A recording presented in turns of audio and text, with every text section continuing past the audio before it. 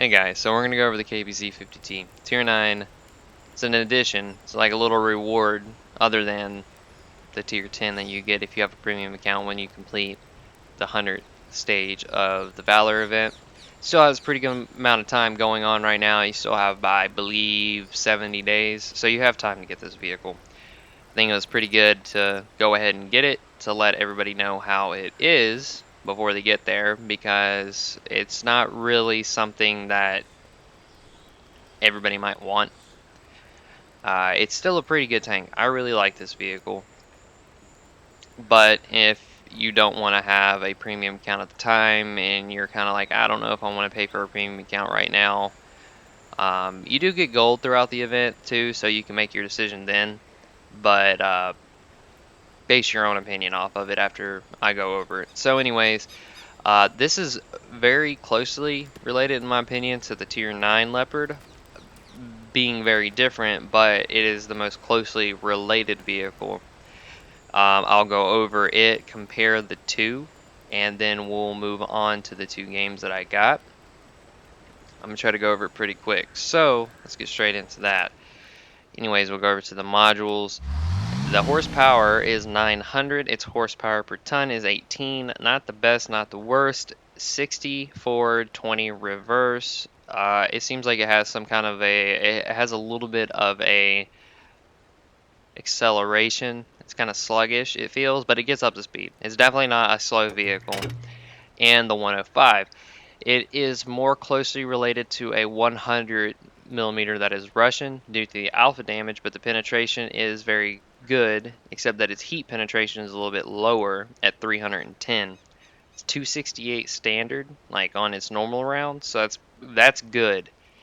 But your aim time is 2.3, your accuracy is 0.33, depression is 8 degrees. You need to be using that very much so. You need to be using your depression combined with your turret armor to be successful in this vehicle, I believe, because you don't want to get shot, and I'll go over that right now. So, well, let me get over this. 34 degrees on the rotation, so it's not slow. Its view range is 390. Turret rotation 32 degrees. This is why you don't want to get hit. You have fucking ammo racks everywhere in this vehicle. If you get hit, you're going to get ammo racked. So, don't get hit. Use your armor that you have, because it's not bad. It's better than being in a Leopard and everything pretty much just auto-pinning it. So, you can bounce things in the Leopard, but you're a lot less likely. Anyways, being a 320 alpha gun, it's not, you obviously can't hit for over 400. 400 is your cap. You have very good penetration. Your shell velocity is pretty high at 1478 with this gun. Your heat round, 310 millimeters of penetration, 320 alpha the same. Shell velocity 1173, that for the HE2, which has an alpha damage of 420 with 50-ish pin, so not high. It's pretty average high explosive round. So here's your armor.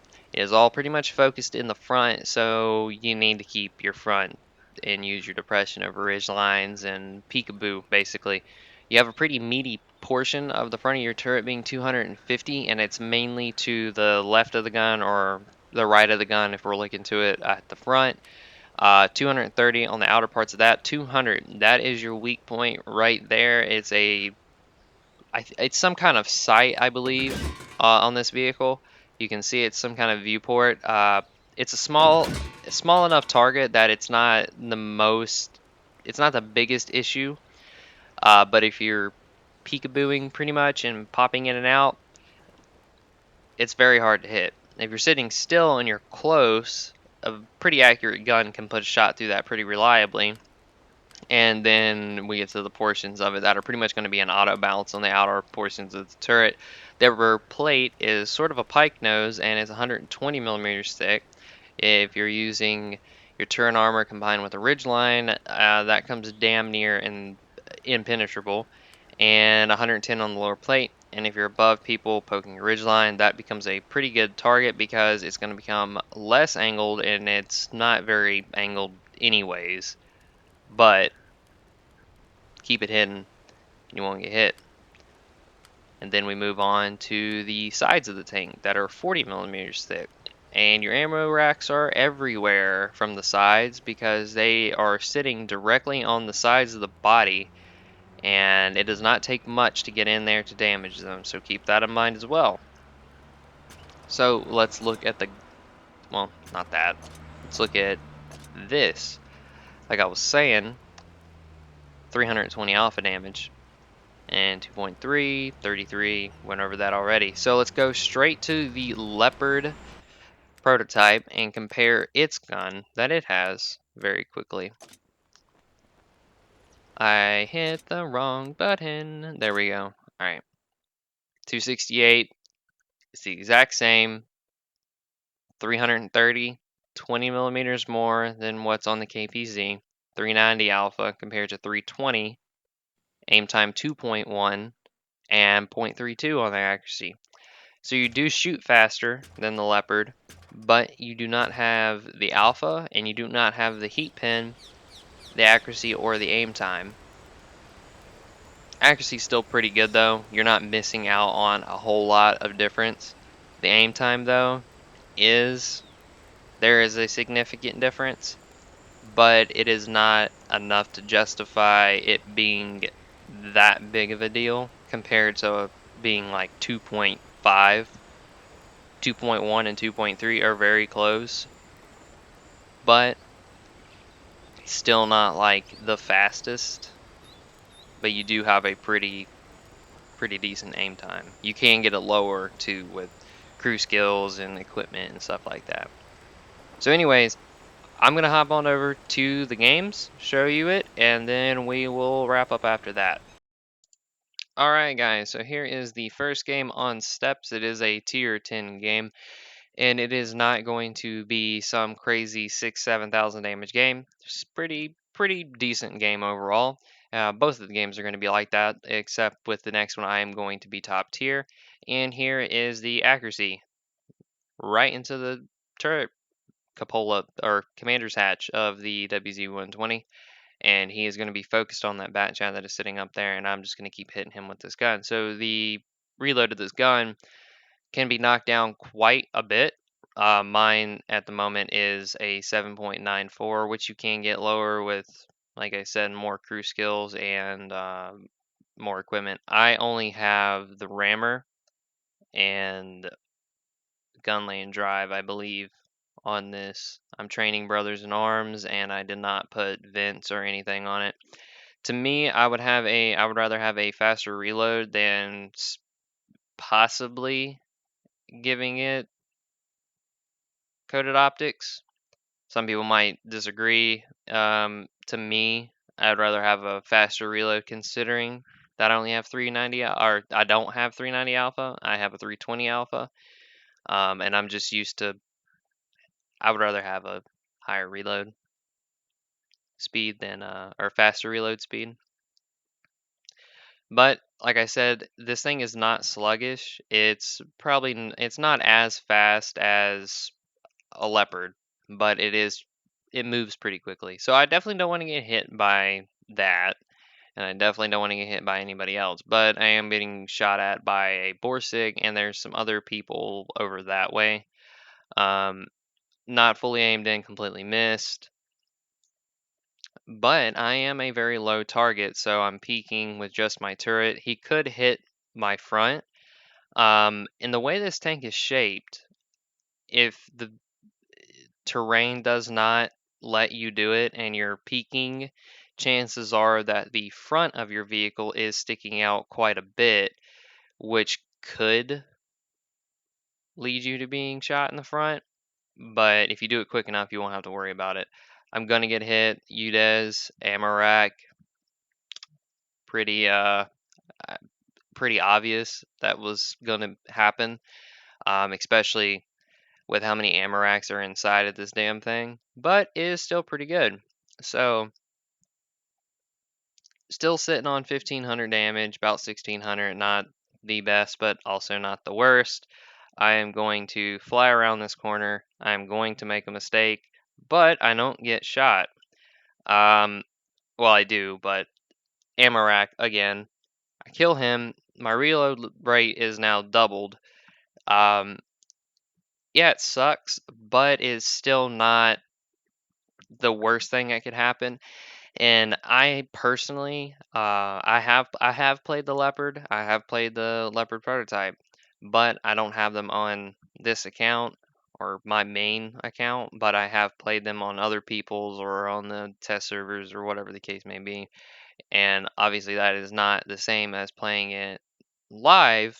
But I wasn't prepared to like how much this thing was going to get ammo racked. And from the people who play the Leopard a lot know that they get ammo racked a lot.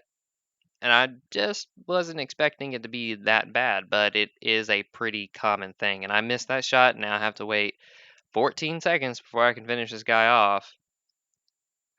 And he shoots at somebody else, but if he would have aim up there and hit me, it would be over for me unless he completely missed. So I have to wait another 14 seconds to kill him, and he's not going to have enough time to reload or anything. So we'll go ahead and knock him out here in a second.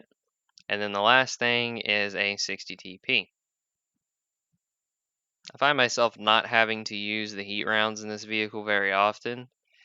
And I don't know if that's because of just every situation that I have been in so far doesn't really require me to have to bump up to 310 millimeters of pin. I feel like 268 is enough to get through most things, but that could just be because of how the games have went for me. May not be the same for everybody else, but like I said, it's not as high as the Leopard prototype or any other 105 with a not even the 100 mils that the Russians have. They have a higher heat pin too. So shooting to this guy, I definitely don't want to get hit. He misses completely, and if I had a repaired ammo rack, I would be able to just eat him up, but that's not how this is going. So put one inside of his turret, he's dead. We're sitting on 2,953 with 819 assisted, and we'll see the score screen here in a second. 61,000. Apparently I was top. I don't know how, but whatever. I think it was probably because I was shooting tier 10s the whole time, but whatever. Block 750. So we'll be moving on to the next game here in a second. And it's going to be on. There we go. It's going to be on a different map. Top tier. Tier 7's in here. It was glorious. I love that when there's tier 7's in a game with facing a tank that most tier 7 players have never seen before. Actually, most people in the game haven't seen before because it's brand new. It's always fun playing a tank or a whole entire tree of tanks, and no one knows the weaknesses of it. No one has fought it before, and they're sitting in what could be a stock tier 7 vehicle, and I drive around the corner and the entire, well, not the entire team, but a lot of fucking tanks are sitting up there that I did not see. And this tier 7, he has the 90 mil, I believe. Mine and his reload are sort of close together. And I mean, obviously, he's not going to outdo me damage and stuff wise, but we're just eating him up. T-44 is in front of me. Me and this guy are going to sit over here. We end up having a T-95 roll up in a second. That guy right there. He didn't shoot me. Thankfully. There's a Borsig behind him that I want to shoot. They miss. Thankfully. And I like how this tank, the body is kind of big, but the turret is pretty small. And you don't have a stupid dome sticking up tall enough for them to see if you're peeking. So that's good. It has this double machine gun turret thing. I don't really know what that is supposed to be used for, other than maybe planes. Some vehicles have anti-air machine guns on the roofs of them, which I feel like that's what this those two were supposed to be, because those guns can't aim down and shoot in front of the vehicle. I mean, it could be used for anti-infantry purposes, but it just looks kind of weird. It sits on a lower platform than the top of the turret, so that's why I was saying that. And I ended up not shooting through him and hitting his tracks. He would have died, but that's not what happened. And the STA-2, or STA-1, my bad, and I missed the Iron Rain. It seems that if you don't aim this gun in all the way, then its accuracy takes a huge hit, but it could be worse. So this guy, I'm going to slip one right into him. You know, and that's why I wish this gun was a 390, but at the same time, I'm okay with it being a 320 alpha gun because it just hurts a little bit hitting for 320, and then having alpha 320 and then hitting for less than 300 sometimes. Because I'm like, I just feel like a glorified 90 mil at that point. I'm hitting for what a 90 would, but obviously I have a whole lot more pin than a 90, but still. I mean, that's just how I am. I mean, get the 100 mils on the Russians, have a 320 alpha, and that doesn't bother me as much of having a 105 at tier 9 and still not hitting for 390. Whereas if I was a different tank with a slightly different gun, it would. I don't know, it just bothers me a little bit, but it's still a good tank. There's nothing wrong with it. You can form your own opinion whether you want to get it or not. I need to get rid of this Artie because I don't want to get shot, and I leave him on 3.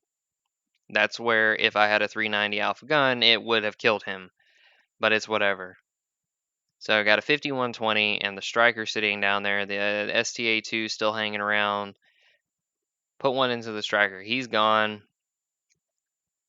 I could trust my turret armor, but at the same time, I don't know how confident that 5120 is in his gun and his ability to shoot through my turret. I don't want to cap either. I want to keep going. So I get out.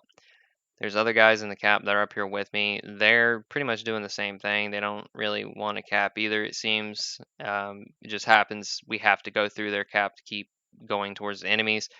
I try to kill this STA-1 for a bit. He doesn't really give me the choice or the option to.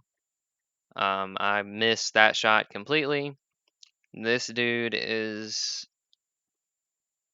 hanging out right there on the edge. Like, I try to get one into him, and I do. For a second, I couldn't remember whether I hit his gun or missed the first shot, but he's dead. STA-1 missed. I don't want to get shot by the Waffentrager. The E75 is dead, so I don't really need to worry about him. And I blind shot one in there and don't hit anything. Waffentrager, everybody's still, you know, we're sitting here. The other guys are moving up closer to him. The STA-1 is still back over there. The last tank, I believe, is I think it's a Tiger or a T-29. It's a Tiger or a T-29. But bounce one from that guy. I don't know if it hit the front of my turret or my upper plate, but anyways, didn't go through.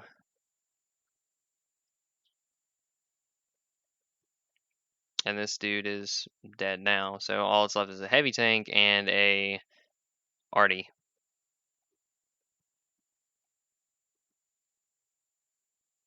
GW Tiger sitting right over here. And get one into him. I want to get the next shot into him, but somebody else kills him. It's Tiger 2. For some reason, I kept thinking it was a T-29. Whatever. So he's over there by himself. I mean, in all honesty, he could have pulled off us and not got killed. But I don't believe that he was ready. He wasn't full health. He's only on 291 right now. I missed a shot completely. He was going behind the hill. Tiger 2 kills the Artie. as Tank Destroyer and a Type 4 coming for him. I take back what I said. There's no way he could have won this. Because Type 4 has got to do just so much as like run into him, and he would have killed him. And I come over the hill and kill him. 3,666 with 1,578 assisted and 5 kills.